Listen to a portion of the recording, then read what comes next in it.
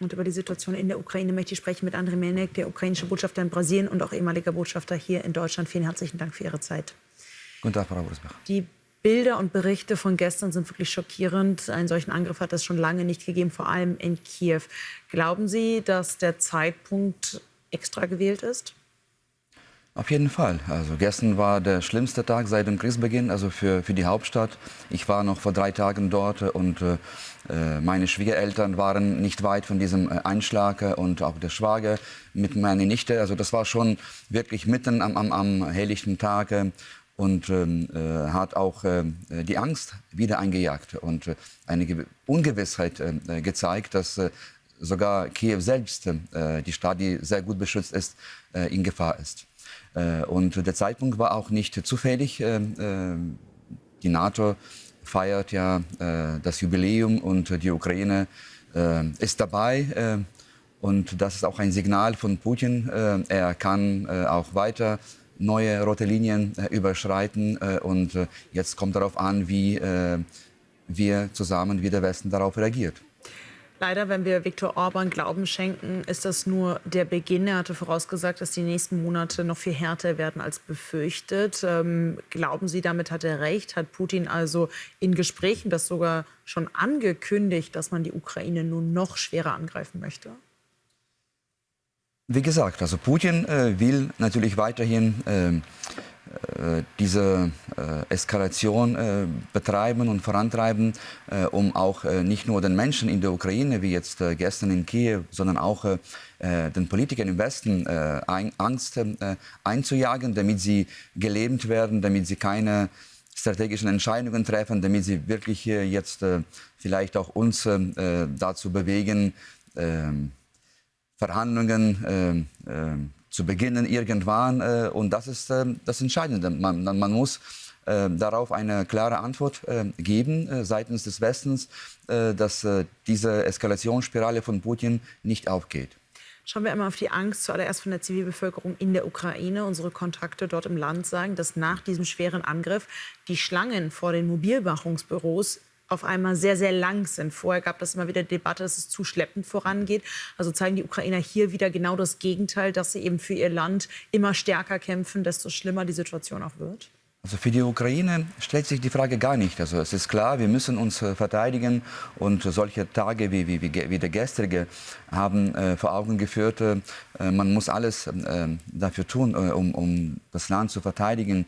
Denn dieses Kinderkrankenhaus ist ähnlich wie die Charité-Klinik, hat eine Symbolbedeutung und deswegen glaube ich schon, dass die Ukrainer bereit werden, gerade nach diesen Tagen wie die gestrige, noch mehr zu tun, um Paroli zu bieten. Und das erwarten wir auch von unseren westlichen Partnern. Schauen wir jetzt genau auf diese. Die NATO trifft sich. Natürlich wird auch die Ukraine ein großes Thema sein, ist auch eingeladen, wie Sie es gesagt haben. Aber über all dem ist gerade so ein bisschen der Schatten der US-Wahlen im November. Denn man weiß nicht, wie diese ausgehen. Und Joe Biden und Donald Trump haben sehr verschiedene Herangehensweisen an das Thema NATO und die Ukraine. Was würde ein Wahlsieg Trumps für Ihr Land bedeuten?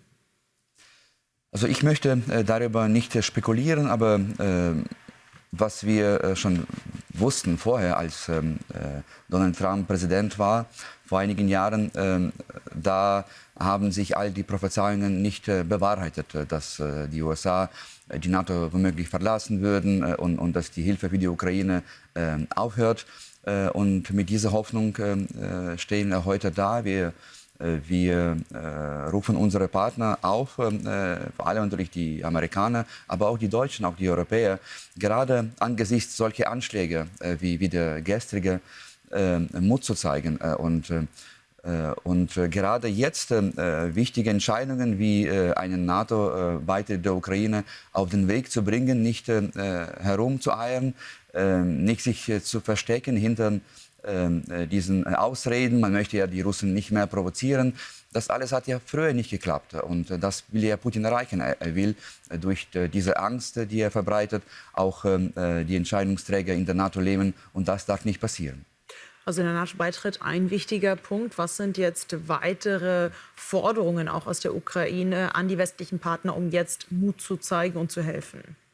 Ja, es geht darum, dass die Luftverteidigung viel stärker wird in der Ukraine. Denn wir sind dankbar den Deutschen für das 3. Patriot-System, aber die Deutschen selbst wissen, dass das nicht genug ist, sogar für die Hauptstadt. Und es sind hunderte Patriot-Systeme, nicht nur in den USA, aber auch in Europa. Und wir appellieren an alle unsere Freunde, nicht mehr jetzt rhetorisch zu verurteilen, diesen Angriff, sondern auch wirklich zu liefern, schnell zu liefern, um die Menschen zu schützen.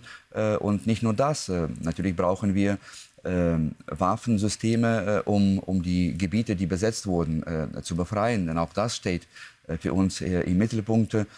Und die Deutschen wissen, was wir brauchen, die Amerikaner wissen. Und wir hoffen, dass nach diesem schlimmen Tag, heute ist der Trauertag in Kiew ausgerufen, dass die Politiker aufwachen und dass sie wirklich das tun, was sie können. Also der Blick jetzt nach Washington gerichtet. Herr Botschafter Melnick, vielen herzlichen Dank. Danke, Frau Wiesbach.